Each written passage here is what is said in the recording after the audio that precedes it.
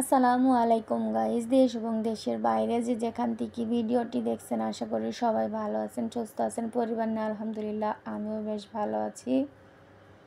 বিছনার চাদর আজকে ভিজিয়ে দিলাম, দিয়ে রান্নাটা সুন্দর মতো গুছিয়ে রান্না করতে বসে পড়েছি।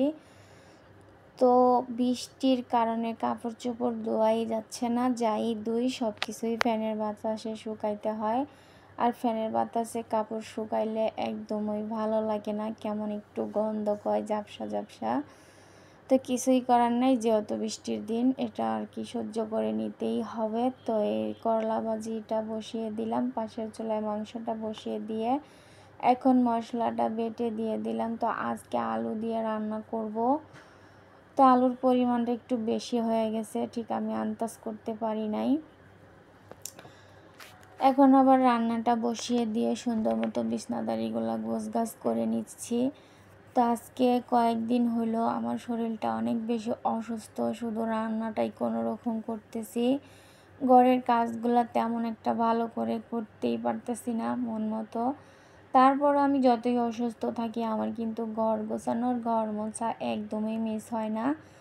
তো করেছি প্রতিদিনই, আর তোমাদের সাথে শেয়ার করা হয়নি, ভিডিওটা একদমই বানাইনি আজকে কয়েকদিন যাবৎ। তো আজকে শুক্রবারে ভিডিওটা বানিয়ে নিচ্ছি সুন্দর মতো। দেখো রান্নার পাশাপাশি আমি টেবিলগুলো পরিষ্কার করে নিচ্ছি।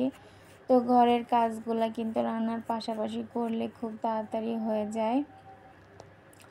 আর এই টেবিলটার উপরে এত পরিমাণ ধুলা পড়ে যায়, তো এইগুলো একটু কাচের এগুলো আমার মানে লাড়তে একটু ভয় লাগে, যাতে পড়ে ভেঙে যায় আর কি, এমন অবস্থা।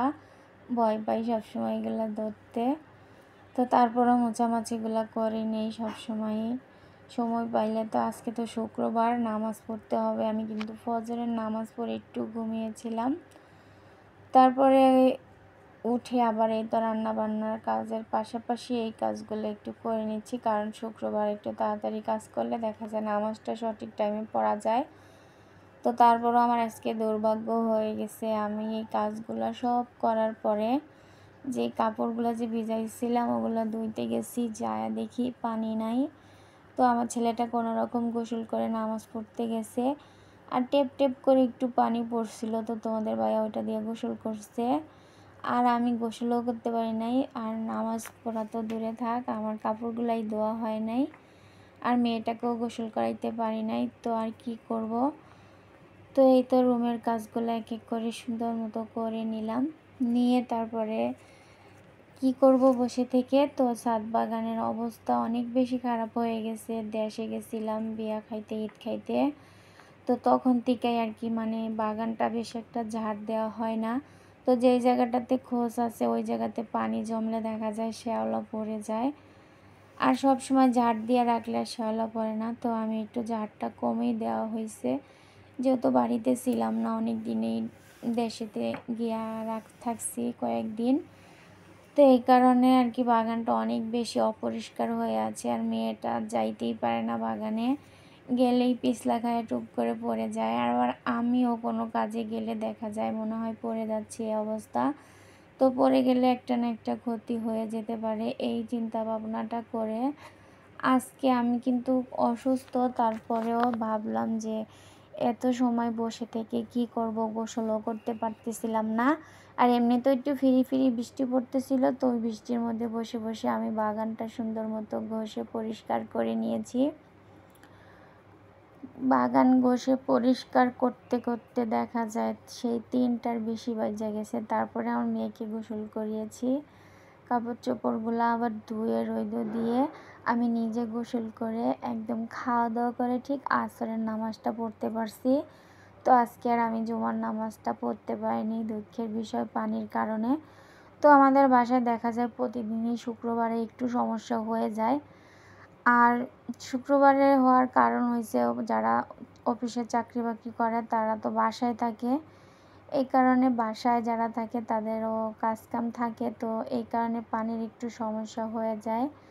আর দেখো আমার বাসাতে এতই জায়গা কম, কলসগুলো পানি ফোটায় এখন আমি এই টেবিলের পাশেই রেখে দেই। তো ছোট ছোট জায়গা হইলে দেখা যায় জিনিসপত্র সরায় সরায় ঘরটর মুছতে অনেক বেশি সময় লাগে। বক বক করতে করতে দেখছো কত কাজ করে নিয়েছি। তো দেখো রান্নাটা শেষ হয়ে গেছে, এখন টেবিলে সুন্দর মতো সাজিয়ে রেখে দিলাম। দিয়ে জায়গায় রেখে তারপরে আমি এখন আবার পাকের ঘরের কতগুলা থালা বাসন হয়েছে, চুলার পাটটা পরিষ্কার করি না, কয়েকদিন হয়েছে শুধু রান্নাটাই করি। তো আজকে এমনি তো মানে রান্না করি যে পরিষ্কার করি না তা না, করি হালকা পাতলা, তেমন একটু মনের মতো করা হয় না আর কি সুন্দর মতো। তো আজকে অনেক বেশি সুন্দর মতো পরিষ্কার করে নিলাম। এখন থালা বাসনগুলো ধুয়ে জায়গায় রেখে দিব। তো আমার পাকের ঘরটা অনেক বেশি ছোট, দেখতেই পারতেছো। তো আমি একা মানুষ হয়ে যায়, ভাড়া বাসা এত বেশি স্বাধীনতা করা যায় না, কিছু না কিছু সমস্যা থেকেই থাকে। যদি নিজের বাড়ি হয় তাহলে আর কি স্বাধীনতাভাবে থাকা যায়। তো এই আর কি। তো কোনো দিন যদি আল্লাহ তৌফিক দেয়, কখনো জানি না নিজের বাড়ি হবে কি না। তবে ঢাকা শহর আছে আর না আছে, দেশ গ্রামে ছোটোখাটো মাশাআল্লাহ একটা সুন্দর বাড়ি আছে, সেখানে যাই মন খোলে নিঃশ্বাস নেই। তো হাঁড়ি পাতিলগুলো ধুয়ে এখন মুছে রেখে দিলাম, কারণ সিলভারের হাঁড়ি পাতিল দেখা যায় মুছে রাখলে পানির দাগ পড়ে না, আর মুছে রাখলে অনেক বেশি ফকফকা দেখা যায়। তো থালা বাসনগুলো ধোয়া হয়ে গেছে, এখন চুলার পাটটা সুন্দর মতো একটু পরিষ্কার করে নেব। তো এই ওয়াল কলরটা আমি যখন বিছাইছি, তো মেয়ের আব্বু বলছিল যে এইখানে কাগজটা বিছাও যাতে আবার আগুনের কোনো সমস্যা না হয়।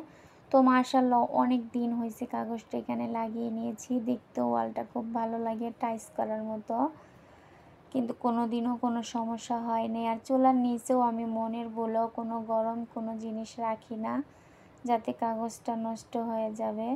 তো একলা হাতে কাজ করলে জিনিস অনেক দিন ভালো থাকে।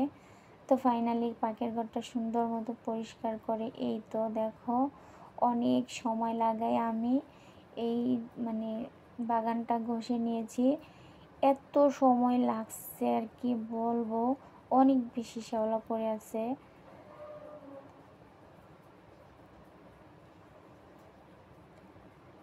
তো দেখো অনেক সুন্দর হয়েছে, ঘষার পরে অনেকটাই সুন্দর হয়েছে মাশাআল্লাহ। তো এখন ভালো করে একটু পানি দিয়ে ঝাড় দিয়ে নিচ্ছি। আর দেখো কাপড় চোপড়গুলো ভরায় রাখছি, এখন বাগানটা ঝাড় দিয়ে কাপড় চোপড়গুলো ধুয়ে রোদে দিয়ে দিব। তো এখানে খোলা আকাশের নিচে কিন্তু কাপড় দিতে আমার অনেক বেশি ভালো লাগে, এত শান্তি পাই আর কি বলবো। আর আমার ছেলে আমাকে কি যেন বলতেছে আর আমি হাসতেছি, ও এই বদনার কথা বলতেছে যে আম্মু তুমি এখানে কাপড় দো, বদনা কেন রাখছো। তো আমার মেয়েটা বদনাটা নিয়ে পানি পাইপের ভিতরে ঢালতেছিল এই আর কি, এই কারণে।